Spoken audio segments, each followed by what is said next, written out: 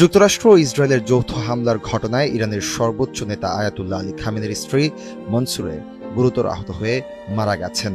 শনিবার ২৮ ফেব্রুয়ারি সকালে খামেনির কার্যালয় ও বাসভবনের লক্ষ্যবস্তুতে হামলা চালানো হয়। প্রথমে খামেনির স্ত্রী নিহত হওয়ার খবর নিশ্চিত না হলেও পরে ইরানি কর্তৃপক্ষ তা স্বীকার করেছে। হামলার সময় খামেনির মেয়ে ও তার নাতনিও নিহত হন।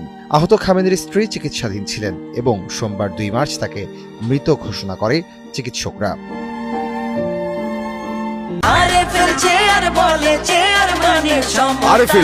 ক্ষমতার নয়, সমতার চেয়ার। ইরানি সংবাদ মাধ্যম ফার্স্ট নিউজ এবং দেশটির জাতীয় সম্প্রচার মাধ্যম প্রেস টিভি হামলার বিবরণ জানিয়েছে। ওয়াল স্ট্রিট জার্নালও স্থানীয় সূত্রের বরাত দিয়ে এই তথ্য নিশ্চিত করেছে। এই হামলা মধ্যপ্রাচ্যে উত্তেজনা আরও বৃদ্ধি করেছে। ইরান যুক্তরাষ্ট্র ইসরায়েল সম্পর্ক নতুন মাত্রায় পৌঁছেছে।